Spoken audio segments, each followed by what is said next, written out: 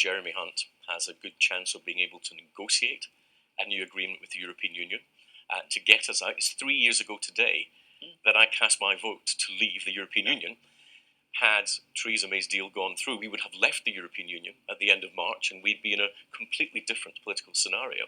So we have to find a way of getting that agreement through Parliament. Without a withdrawal agreement, for example, there's no implementation period to do anything at all. That's one reason. Secondly, I think that he, as an entrepreneur, understands small business.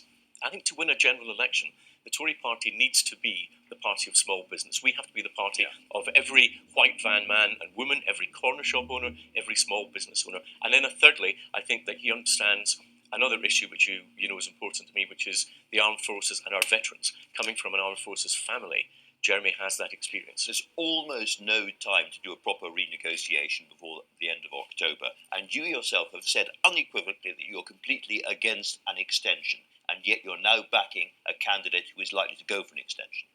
That seems extraordinary. Well, I didn't say that Jeremy was likely to go for an extension, nor has he. What he said is, if we haven't got an agreement by the time we get to the end of October, if we can't get an agreement with the EU, we can't get an agreement we can get through Parliament, he said with a heavy heart we'll have to leave with no deal. I would still prefer to leave with a deal. Of course. And if you're close to getting a deal, would you extend to get that deal, as Michael Gove, for instance, said? Well, I think Michael actually put it very well. If you are in the process of leaving, if you have an agreement with the EU and you're having to put the legislation through the House of Commons, would it be rational to tear it all up at midnight on the 31st of October? No, it wouldn't. So you could tiptoe into November, but not to the end of the year, sort of thing. Again, Michael said, I thought he put it very well, if we had to take a few extra weeks to get the legislation in place to leave with a deal, that would seem a sensible thing to do. And I've actually not, to be fair, I've not heard Boris say that if that were the case, he would leave come what may. But he certainly told ERG people that he would leave come what may, definitely by the end of October. What's the last date that you would allow? Well, I think that very point is why we need to be having the debate between the candidates, so we can get these issues properly teased out and we know what the realities are that we face. You made the point in an early interview, of course, the parliamentary arithmetic doesn't change. We get a new leader, and the other side of the coin is we don't have a new commission yet to discuss these issues. The commission may not be in place till October. Do you think Boris Johnson, or indeed Jeremy Hunt, could hold the Tory party in power for very long once they win this, given the arithmetic? The key thing that I think my party needs to learn during this leadership contest is that we avoid external coalitions by maintaining internal coalitions. We have to be a broad party. We have to respect a range of centre-right views in this country if we want to win a general election. We don't want to be a purist debating society. But that means holding together Dominic Grieve and Ken Clarke on the one side and Baker and Rees-Mogg on the other side. That seems to be almost completely implausible in the current situation. You're going to be walking into chaos. It's very difficult with our current parliamentary arithmetic. That's what comes of living in a democracy. We take the instructions from our voters as to what parliament we should have. There's something I don't understand about the Hunt campaign, which is I understand that he thinks he's a better negotiator and will get something that nobody else can get. I understand that. But plan B is apparently leaving without a deal. And yet he's also said that Parliament may well stop that. So what's plan C? Well, again, the key to it is getting something that Parliament will approve. And I've always thought that the key to that was plan A. Was the backstop issue, is getting that. And I think that the key to the backstop itself is the word temporary. Because that's the negotiation, that's plan A. But I'm asking you what happens if that doesn't work, because the Irish and Brussels and so forth are still pretty steely in their opposition to any change there. If he goes over, like so many previous British leaders, and optimistically asks for this and doesn't get it, then there's possibility of no deal, but Parliament stops that. So what is plan C? Well, I think that we have to be very clear with Parliament that we will have to find ways, if we can't get an agreement, for Parliament to agree to leave without a deal. If Parliament won't do that, then ultimately we're moving towards a general election in this country, and I don't think that's actually advantageous to us. Which your candidate has called prospect of catastrophic and annihilation, big words like that he uses about a general election, if you're not out of the EU. Well, I don't want there to be a general election. I'll tell you why I think we shouldn't have one. Because 3 years ago today, we voted to leave the European Union. 80% of our MPs were elected to leave the European Union. they should do so. I completely understand why you think you should have a general election. It's fairly obvious. What I don't understand is how you're going to avoid it. Well, of course, the point you made in the earlier interview is also valid, that governments can't just call general elections any longer. Parliament has to vote for there to be an election. So we could continue in this rather odd period unless Parliament is willing to do what it should do, which is honour the instruction that was given by the voters to leave the European Union. If Parliament had done this already, and a lot of focus has been on the 30-odd Tory MPs who didn't vote for it, but you've had a block of over 200 Labour MPs who flatly refused to do what it said in their manifesto. What's your current feeling about no deal? Because originally you said you're not worried about no deal, it'll be fine or it'll be perfectly acceptable. And then recently in your language has become a little bit more nervous about no deal. Are you reading stuff, are you seeing stuff that we should know about? I would rather that we had a deal. In terms of trade, it would clearly be easier if we had a deal. If we have no deal, for example, we're likely to face tariffs from the European Union. They've already said twice they will apply full tariffs to the UK. That would make our exports less competitive because our prices of UK goods in European shops would go up. Bad for jobs. And it's potentially bad for the economy. And also, you're a Scottish man who is an English MP, but nonetheless you're a Scot. What about the Union under no deal? Well, as I've said, I think that there are a number of people, I think in Northern Ireland and I think in Scotland, who would try to use no deal or even the fear of no deal to try to drive a wedge into the union itself. And as you well know, because we've had this discussion before, I'm as much a unionist as I'm a conservative, and the preservation of the union is important to me. But there was an extraordinary survey of Conservative members, the 160,000 people, some of them who are going to be choosing our next Prime Minister.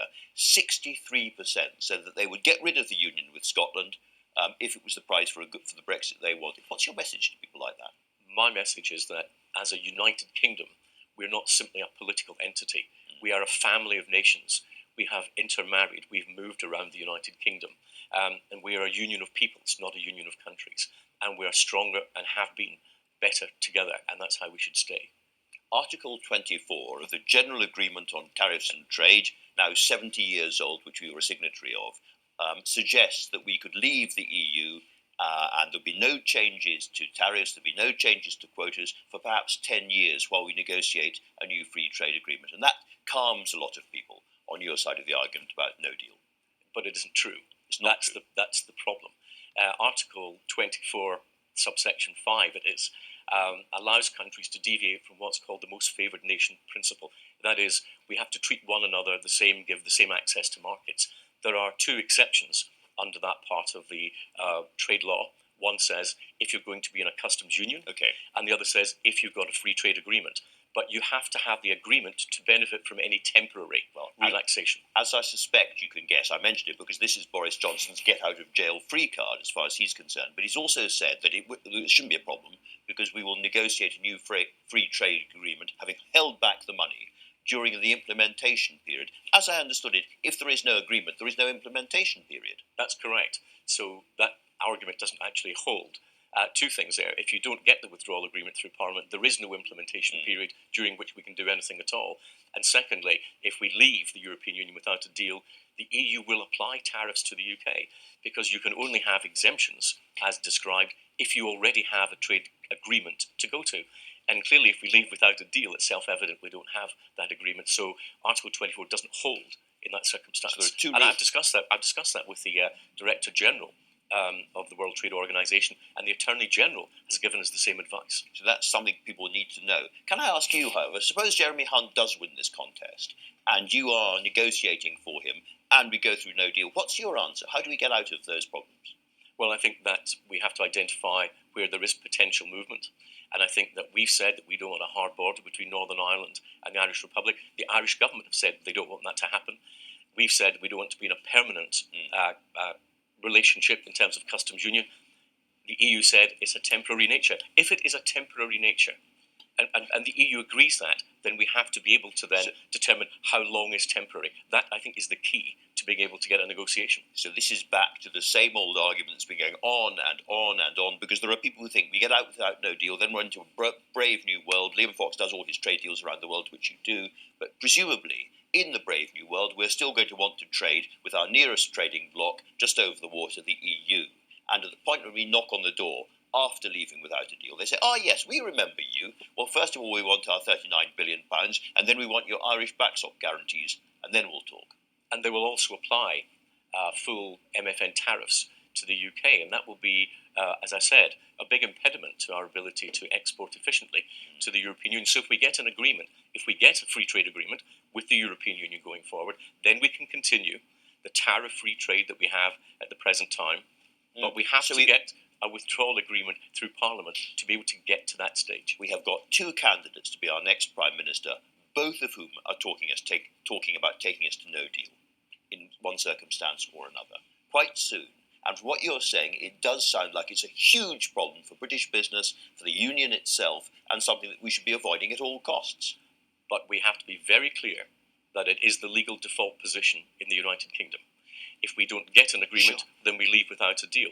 And it's very important that we are very clear to the European Union that we would take that course, because without the ability to walk away, we have no negotiating capital with the European Union. And I just put it, in those circumstances, after leaving, we would have to give them their money and their Irish guarantees in order to start talking. Well, I think that you would not get a future free trade agreement unless you were willing to deal with the Irish issue. It is, after all, an international trade issue, which is why we're better to get an agreement, get a withdrawal bill through the House of Commons, and leave with an agreement that takes us into an implementation period when we can discuss that future trading relationship. It has always been the best outcome. There were lots of things about the Prime Minister's deal that I maybe wasn't over enthusiastic about, but it was a way to get out of the European Union. And had we done so, we wouldn't be having this conversation 3 years after the referendum. We would have left the European Union in March, as we promised. Liam Fox, thanks.